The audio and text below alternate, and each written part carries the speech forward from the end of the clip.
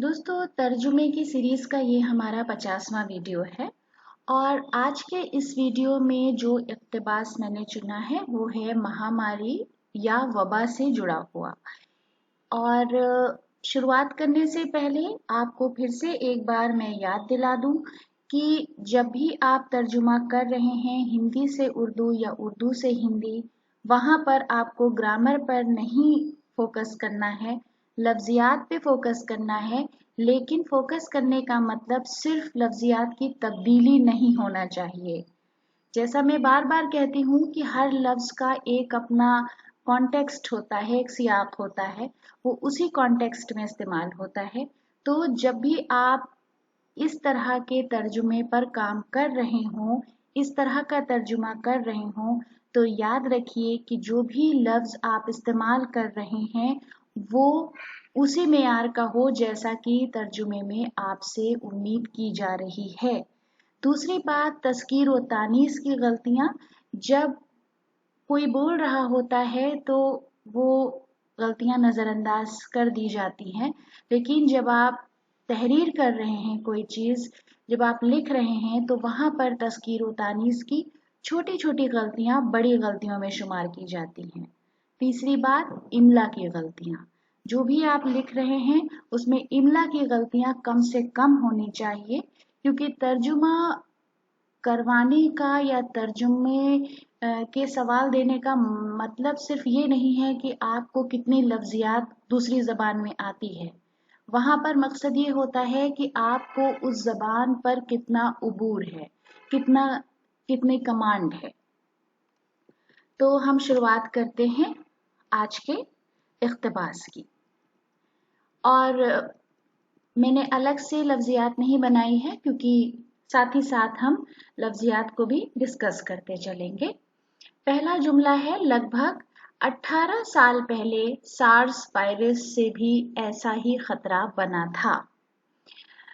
तकरीबन, लगभग, तकरीबन, और ये एडजेक्टिव के तौर पर इस्तेमाल होता है।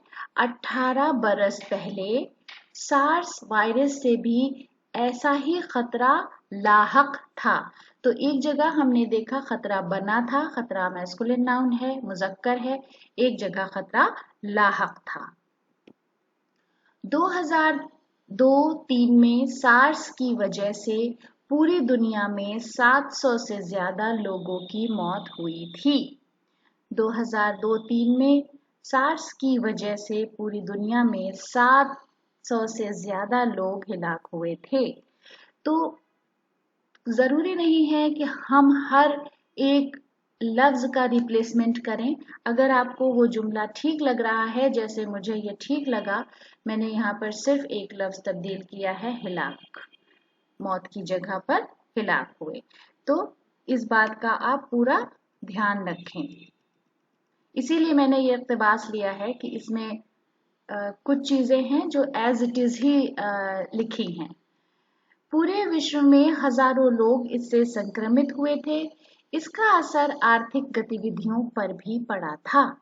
तो पूरे विश्व में, पूरी दुनिया में हजारों लोग इस इन्फेक्शन का शिकार हुए थे, इससे संक्रमित हुए थे, इन्फेक्शन का शिकार हुए थे, या इस इन्फेक्शन से मुतासिर हुए थे। तो दोनों तरह से आप लिख सकते हैं।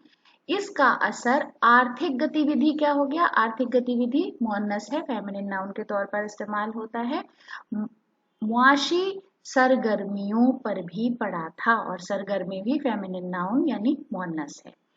कोरोना संक्रमण के बारे में अभी तक इस तरह के कोई प्रमाण नहीं मिले हैं कि कोरोना संक्रमण पार्सल, चिट्ठियों या खाद्य पदार्थों के द्वारा फैलता है।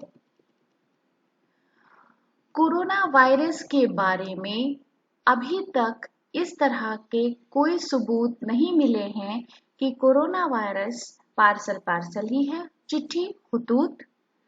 तो यहाँ पर आप देख रहे हैं, जैसा मैं कहती हूँ कि ज़रूरी नहीं है कि जिस लफ्ज़ का आप इक्विवेलेंट इस्तेमाल कर रहे हैं उसका जेंडर भी एक हो, उर्दू और हिंदी दोनों ज़बानों में। जैसे चिट्ठी फेमिनिन नाउन है और ख़त मैस्कुलिन नाउन है। या खाने की अशिया, खाद्य पदार्थ। यहाँ भी आप देख लीजिए, पदार्थ मैस्कुलिन नाउन है यानी मुजक्कर है, जबकि अशिया फेमिनिन नाउन के तौर पर इस्तेमाल होता है। खाने की अशिया के जरिए फैलता है या द्वारा जरिए फैलता है। कोरोना वायरस जैसे विषाणु शरीर के बाहर बहुत अधिक समय तक जीवित नहीं रह सकते। अब क्या है?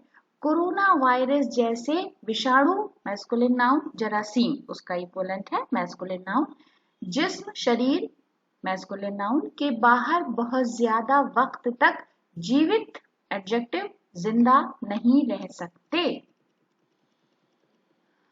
कोरोना वायरस को लेकर लोगों में एक अलग ही व्याकुलता देखने को मिली है। व्याकुलता फेमिनिन नाउन है। कोरोना वायरस को लेकर लोगों में एक अलग ही बेचैनी फेमिनिन नाउन है देखने को मिली है। तो इस जुमले में भी सिर्फ एक लफ्ज तब्दील किया है, व्याकुलता बेचैनी दोनों मुअन्नस हैं। मेडिकल स्टोर्स में मास्क सैनिटाइजर की कमी हो गई है क्योंकि लोग तेजी से इन्हें खरीदने के लिए दौड़ रहे हैं। मेडिकल स्टोर्स में मास्क और सैनिटाइजर की कमी, किल्लत दोनों फेमिनिन नाउन है, मुअन्नस है, हो गई है क्योंकि लोग तेजी से इन्हें खरीदने के लिए दौड़ रहे हैं। विश्व स्वास्थ्य संगठन क्या है?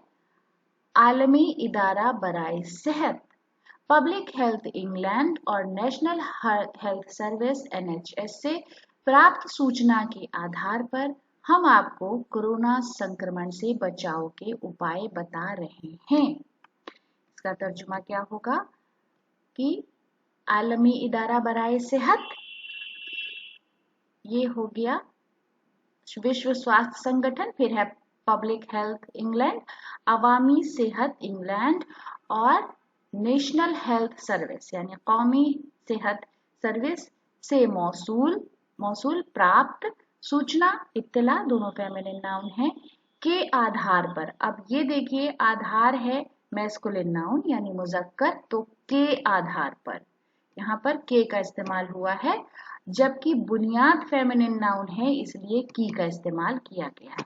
तो ये छोटी छोटी बातें अपने जहन में रखिएगा। बुनियाद पर हम आपको कोरोना वायरस से बचने के तरीके, बचाव के उपाय, तरीका और उपाय दोनों मैस्कुलिन नाउन के तौर पर इस्तेमाल किए जाते हैं।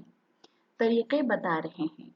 एयरपोर्ट पर यात्रियों की स्क्रीनिंग हो या फिर लैब में लोगों की जांच, सरकार ने कोरोना संक्रमण से निपटने के लिए कई तरह की तैयारियां की हैं। एयरपोर्ट, हवाई अड्डे, यात्री, मुसाफिर, तो मुसाफिर और यात्री दोनों एडजेक्टिव के तौर पर इस्तेमाल किए जाते हैं। एयरपोर्ट और हवाई अड्डा, हालांकि एयरपोर्ट इंग्लिश लफ्ज है लेकिन फिर भी यहाँ पर मैस्कुलिन नाउन के तौर पर इस्तेमाल होता है उर्दू या हिंदी में। स्क्रीनिंग हो या फिर लैब में लोगों की जांच, सरकार यानी हुकूमत ने कोरोना वायरस से निपटने के लिए कई तरह की तैयारियां की हैं।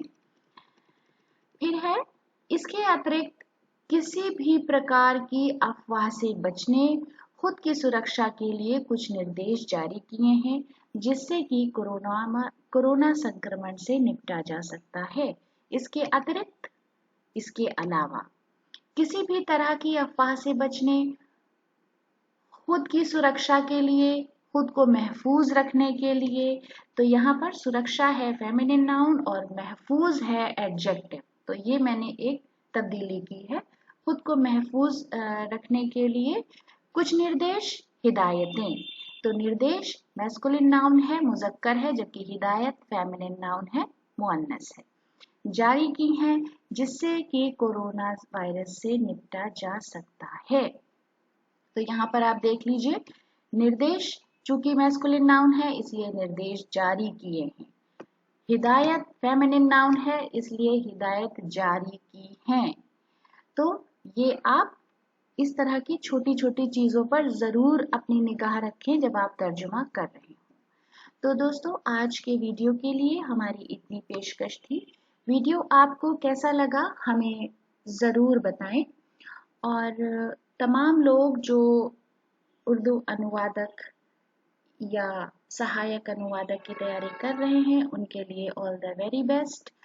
और बाकी आप अपने आप को काम रखिए, शांत रखिए, इत्मीनान से रहिएगा तो आप इम्तिहान भी अच्छे से दे पाएंगे। All the best. बहुत बहुत शुक्रिया।